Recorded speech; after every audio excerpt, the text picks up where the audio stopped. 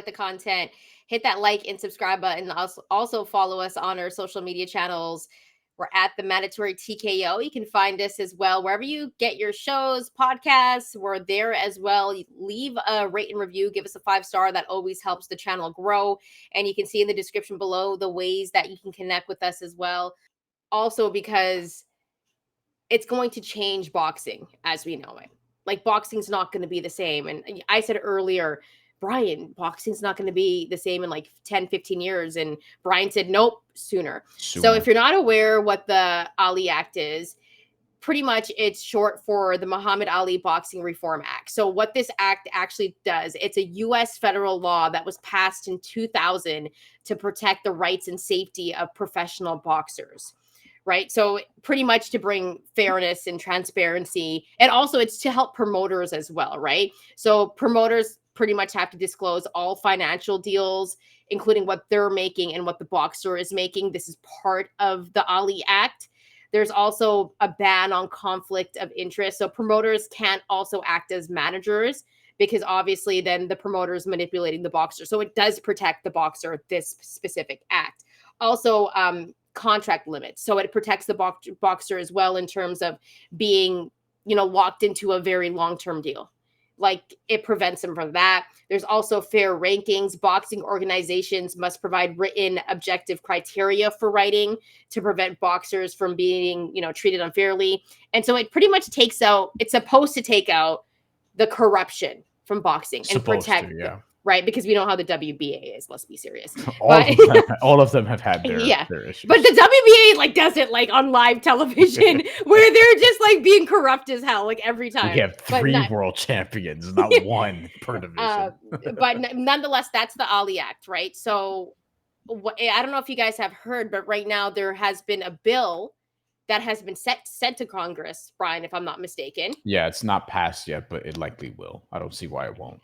And what they want to do is they want to get rid of the Ali Act, because there is a company called TKO that wants to officially kind of control everything. And let me kind of break it down, because it's a little bit confusing and there's a lot of layers to it. Yeah. And Bryan will be actually helping me break it down as well, because he's more intelligent than me. But essentially, no, it's true. But if you want me to explain it to you in a way that I will understand, which will be the easiest way, is that TKO is obviously a company with Turk, and we've seen what Turk is doing right now, right?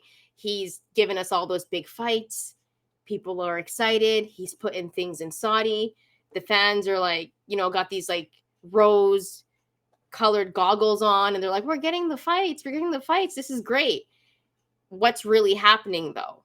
That's the question. So if they get rid of the Ali Act, essentially what people can do is there can be a boxing organization. But for you to be a boxing organization, you have to check off boxes of a criteria. Like, you have to have training facilities. You can have your own rankings. You can have your own titles. You have to have all of these things though. And a lot of these boxing organizations don't actually have that. And with that, you have to have money, right? So when you think about smaller promoters, for example, like Salida Promotions, they wouldn't be able to be a promotional company, because they wouldn't be able to fit under an organization like that, right? And so Foxy, who is our UK correspondent, says basically it's Dana White trying to ruin the sport. You see them trying to remove all the belts. Okay, yes, that's a part of it. But essentially it's they're trying to have a UFC in boxing. Yes.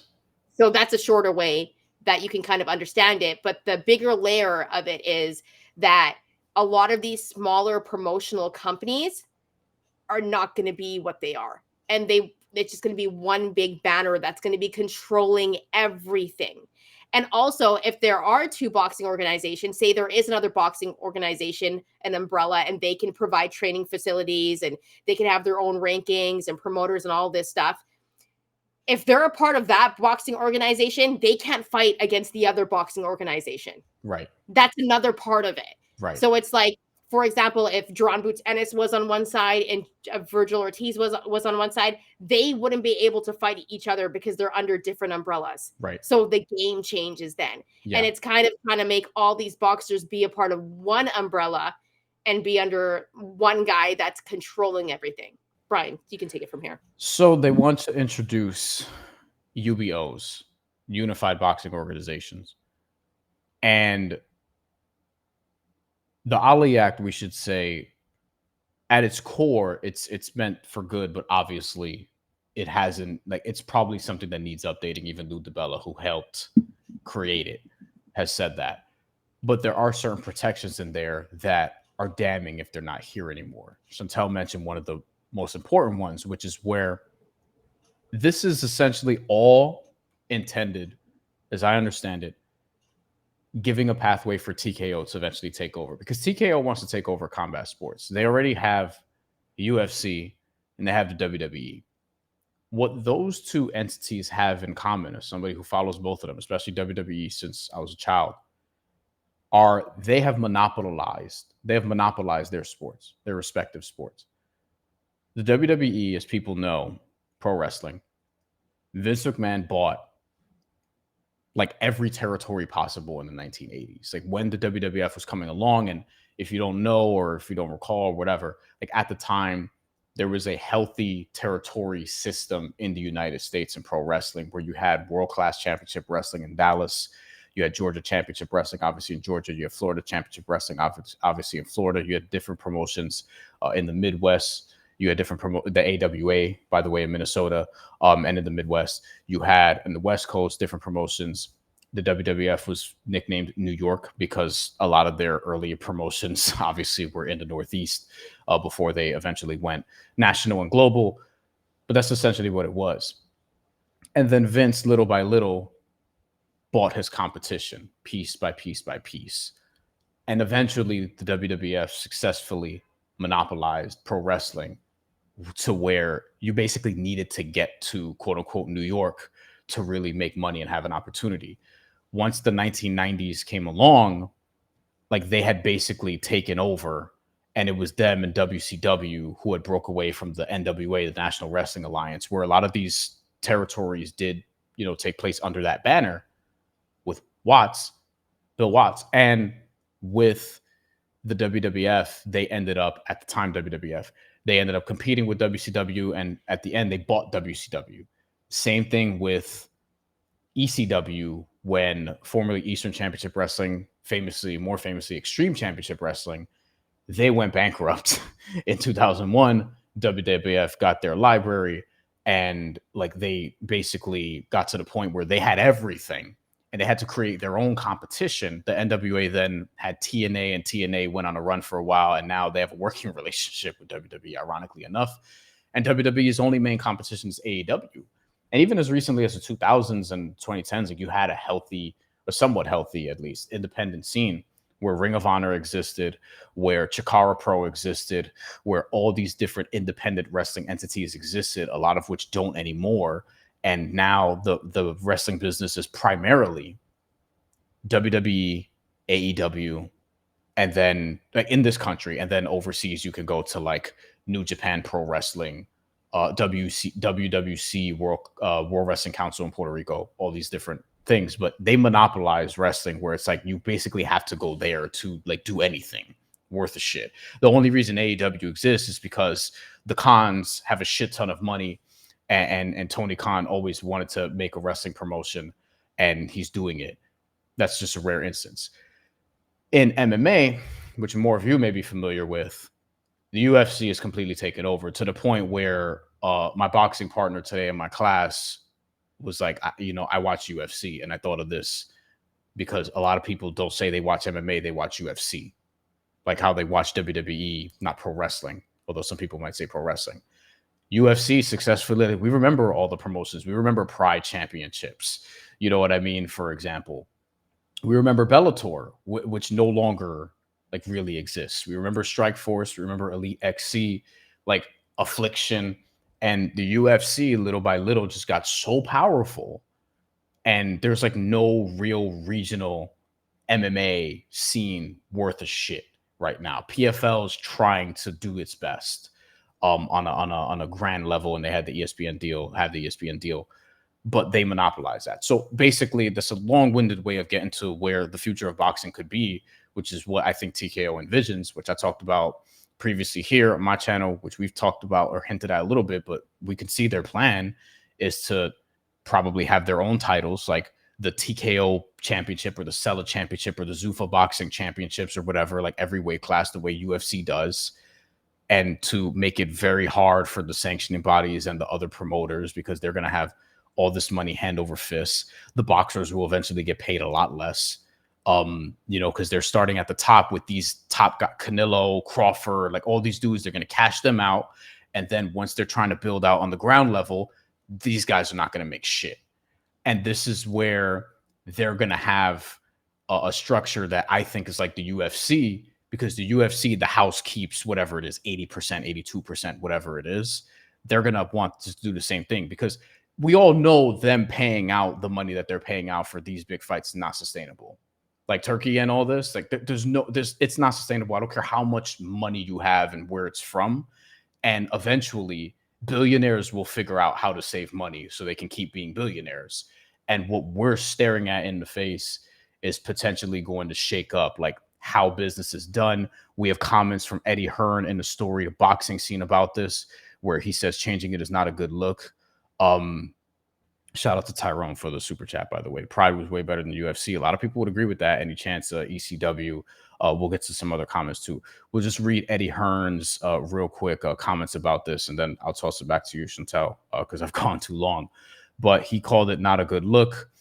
He said on Monday that promoters, need to respect fighters. Asked whether the changes would give promoters more power, he responded, yeah, but I don't think we need more power in the promoter's hands. I think we need to respect the fighter. And I think that act is nearly always there to protect the fighter and make sure they're not being taken advantage of, which a lot of people think will happen once this takes place and gets passed. And I think, going back to Eddie Hearn, I think to try and change that act or get it slung out isn't a good look from a fighter's perspective, who already like don't have a union. It's hard getting health care, like all these different things. And this could make things a lot more difficult. So he also adds here, if I went out and came to you now and said, by the way, I'm coming to abolish the Ali Act because that's there to protect fighters, I don't want to protect fighters. I want to do what I want to do at any time. I get so much stick. And this is really what's happening kind of behind closed doors, but now it's becoming public. The fighters I've spoken to have certainly raised a lot of eyebrows saying, why are you trying to abolish an act that is there to protect us? And it's probably not a great look. And then on Zuffa, TKO, whatever we're calling it, specifically for those guys, it's not about ownership and control, said Hearn. And I get it, but it doesn't work like that in boxing. You're not going to operate in a world where fighters do as they're told or do as you think they should do unless it's fighters of a particular level. And when I look at the recruitment of the league, because they want this to become a league, even though they're dancing around it, so to speak, but this is probably going to be a boxing league. The fighters they're talking to and the fighters that I know that they've signed, they are fighters that would do whatever TKO wanted to do because of the opportunity for the bigger names, for the bigger fruits. They're just not going to do that. And fighters aren't designed to just do as they're told, as we all know. They have their own brains, they have their own opinion, and they have a team of people that are there to structure a career of a fighter with a promoter. Shantelle, your thoughts? So also keep in mind, guys, because they are kind of trying to build a UFC type of model here. And the fighters don't get paid. And this is something that's known. Like, they don't get paid a lot. They get paid pennies compared to what they should be getting. And also keep in mind, when it comes to revenue share, I believe the UFC with their fighters only get about 19%, 18, 19%. It's under 20%, I believe. Yeah. Which is crazy. That's nothing. That's absolutely nothing. And it's true, like, once they get, the big fighters, the big name fighters, the Canelos, the Bud Crawfords, once they're out of the picture, you have like a tier of boxers that are trying to build a name, make some money, and come up. And you're trying to build this league. It's going to change a lot of things. And obviously the Ali Act isn't perfect. And there needs to be some amendments still made, because I think with all type of policies and all types of acts, because the world is always changing, there needs to be some amendments made. right? Always Or some with things anything. enforced, like Yes. some like the rankings point specifically, like we still look at the rankings now and we're like, huh, how did that happen? Where some things in the Ali Act need to be more enforced than anything else, I think. I will say this though. The one thing that I wouldn't mind, and because I can't be all negative, right? It can't be all cons. I wouldn't mind a system where everything is under one banner in a sense of like the belts, like only one champion. I'm okay with there being more just one champion because I think it's easier for people to follow. Because when I'm trying to explain what a super champion is to one of my friends, they're like, what is that? Right? There's too many different boxing organizations right now, and it makes things a little bit confusing. I wouldn't mind there just being one champ at 175 pounds, The one only thing, heavyweight champion. But the thing is, like, I know that some people might not want that, and if it doesn't happen like that, that's fine. But I do think for that type of brand, it does work well, and it's easier to follow. And I think maybe boxing could use that, but that's the only pro I can really think of right now when I read all this. I mean, UFC has their own titles, the WWE has their own titles, although the WWE has had for a lot of the last 20, almost 25 years, have had multiple world championships. Like the WWE title, the world title. At one point, they also had the ECW championship Yeah. where they brought it back from like 2006 to 2010. So I think boxing is so big that I don't think you need to have just one champion if they're controlling boxing. Like, this is what they're going to do. Like, they've done it with the Yeah. UFC. The UFC has one champion per weight class because it's a UFC, like, it's a promotion, it's a league, quote unquote. um if this is going to be a league, then they're going to have a champion. But the thing is, like, the sanctioning bodies like the WBC and the WBO and the WBA and IBF will still exist. You know what I mean? Like, they're still going to have their lineage and their history. There's just going to be this new thing. And they're obviously, like, TKO is going to try to corner the market and get as many fighters as possible, as they've been doing. Yeah. Where they're trying to get like fighters and ambassadors and prospects and all these tournaments, because this is staging, like, no, before we get into like what this could be. And this clearly looks like Dana White, and not just him, because there are other players in this as well, but Dana White among others, trying to replicate the UFC business model in boxing. He's been lusting and wanting to get into boxing forever, and now he has a cash cow to do it with, and a company backing him to do it with, who trusts him implicitly, because TKO has already cornered two big global combat sports in MMA and pro wrestling, and they could do it with boxing, which is a global sport as well.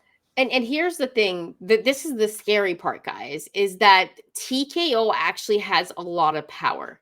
I want to go Mhm. to this one comment and then we're going to elaborate on what I just said. HLD, good friend of the show, says Turkey already tells everyone what to do across all promoters and fighters. Here's the thing though.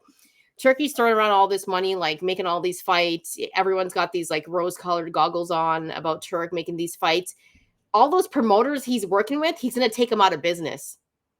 Unless they figure out And how to get jobs in this TKO company. thing.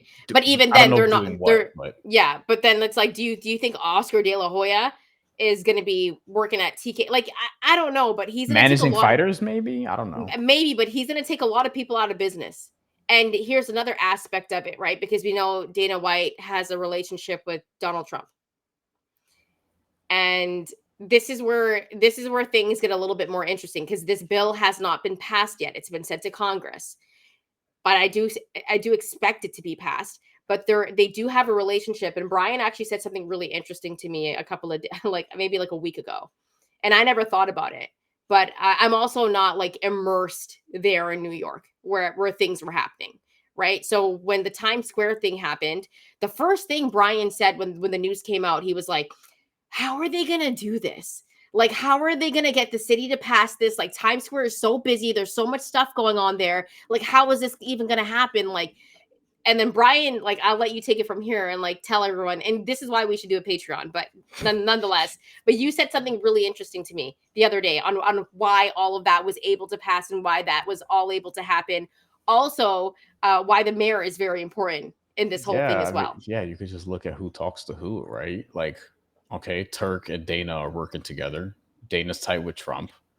Trump has recently put the mayor of New York City in his back pocket, Eric Adams, which is why there's so much investment from the right to keep Zoran Mamdani out of office in New York City, who's the Democratic mayoral candidate and likely potential winner to become the mayor of New York City in November, as many people hope.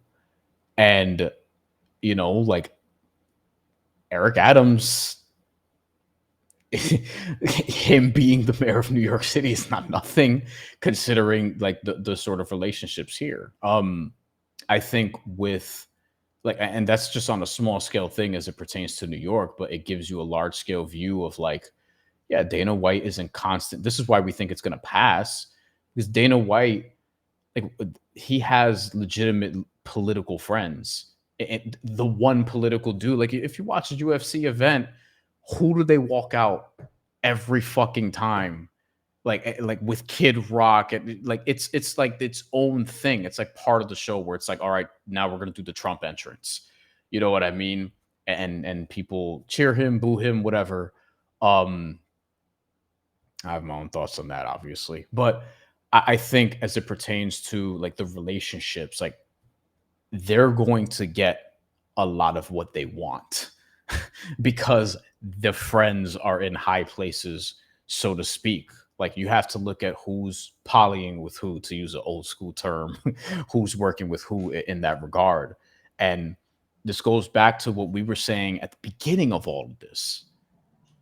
Everyone, really, I said this because you wouldn't word it this way, but this goes back to every promoter in boxing opening their legs for Turkey Al Sheikh from the beginning. Money, money, money, money, money. Everyone is just so blinded by money that they didn't realize in some ways they may have been handing over their own careers. Maybe some guys are gonna like they're like good with that. They can cash out, do other things. Eddie Hearn, Foxy mentioned, is super talented. I don't know what his future will hold. Maybe he'll try to continue to exist. Maybe he'll. I don't know if he's going to lead a resistance. He could do something else. He's got connections. He's got money. Obviously in the UK, he's powerful. Also, Oscar De La Hoya. Obviously, we know he's he's Oscar De La Hoya, and he's going to be Oscar De La Hoya forever. Whatever. Frank Warren's an OG's been doing this forever. He could probably sail off into the sunset. Bob Arum is 90 plus. He's another one who could sail off into the sunset. He could have retired 20 years ago. Like, I don't know if the promoters are going to get together and try to fight this.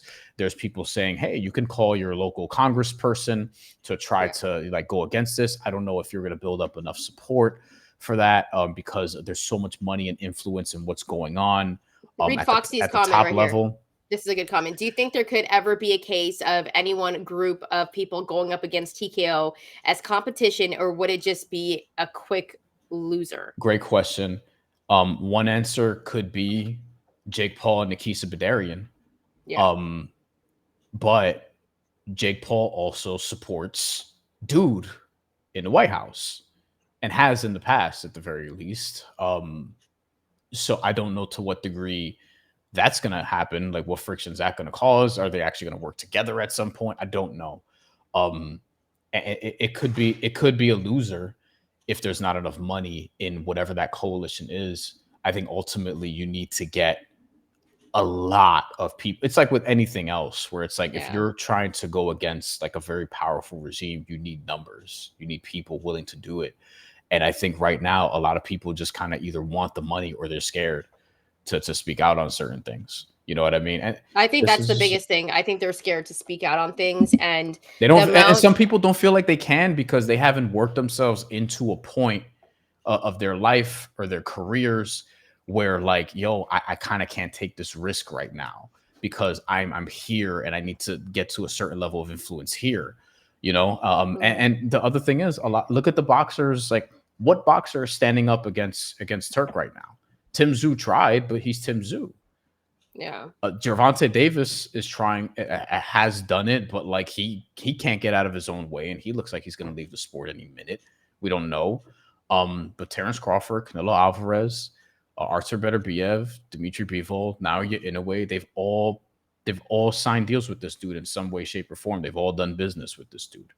So like this, the power has been handed over, and it's just a matter of like how this is ultimately going to go. Yeah, and let's get to this comment by Ryan Shepard as well, who says, "Side note: them having a card at the White House is insane. It is going to be very, very interesting, but this is not good for the sport of boxing, guys.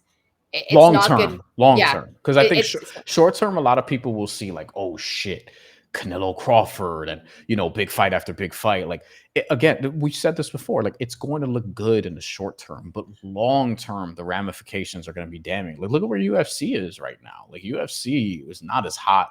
It's still like attention getting, but it's become this complete. Like it's not at the product it was a few years ago. A lot of the top guys that people loved left. They're not making stars at the rate that they used to. It's yeah, also become very catered to one specific audience more than others. And yeah, it's just not the same product as it was like even pre-COVID, let's say. The WWE has never had as many sponsors as it does now, like on the ring.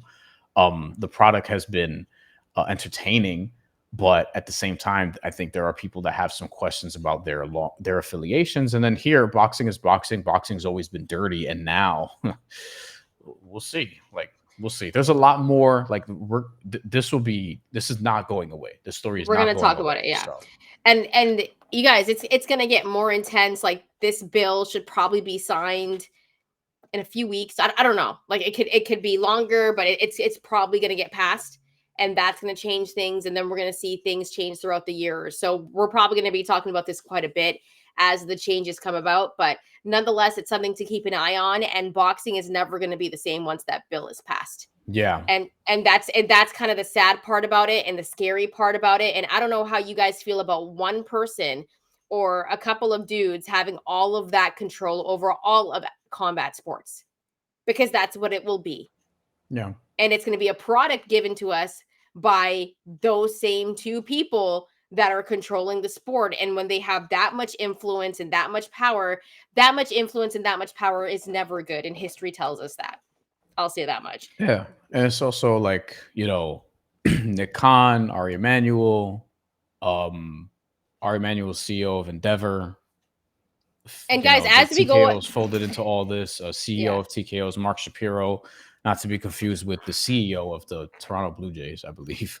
But like, there's just all these moving parts. And to be honest with you, and this is the other thing, this is why we felt the need to talk about this. And if you've been watching this whole time, like, thank you. But like a lot of boxing shows are not going to talk about this because a lot of boxing shows want to be affiliated with this, want to get jobs at Ring, want to go cover cards in Saudi or whatever. Like that's their prerogative, but like we want to make sure that first and foremost we're putting forth a good show, but that we're also being responsible about how this is being covered.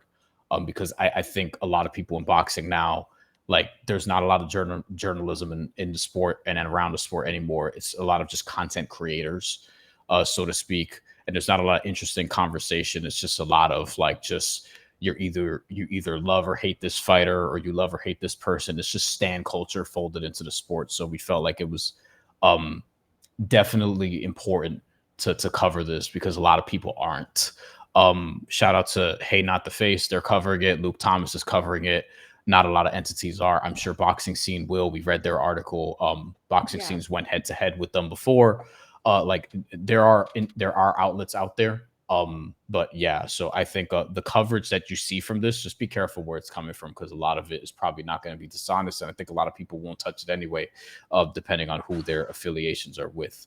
Yeah. So And yeah, just remember that the Ring magazine has now become propaganda.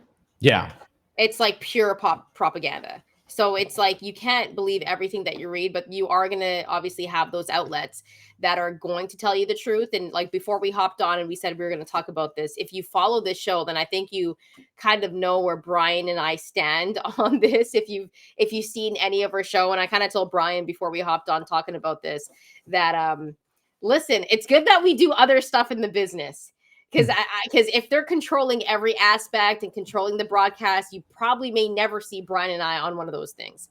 So just gonna make that point there. On that note, while we get out of here, support us on our other stuff. Chantel's doing a great job covering the Raiders, Locked On Raiders, squad shows, and more, and also sidelines for the Seattle Storm during the WNBA. Seattle Storm trying to make a playoff push. She's there at every home game, chronicling Skylar Diggins, Nneka Ogwumike, the rise of Dominique Malonga. It's finally happening. And on my channels, a lot of stuff at New York Post sports section, not news, because I have to make that clarification for a lot of different people. Also Action Network, though right now we're taking a step back because it's the off season, but we'll be on Buckets doing NBA stuff once the NBA comes back around, and on my own channel where I'm talking about stuff like this, and we'll be doing more basketball stuff. FIBA coming up, and on my channel I'm doing a trade deadline special. You're doing a trade deadline? Trade deadline special for baseball Hop tomorrow. on the trade deadline. Can't wait to watch the trade deadline. By the way, lots of movement. So in baseball. if you support us on our own feeds and our own things, it helps us do this show and continue to do this show, because this is what we do for a living. Like we do stuff like this.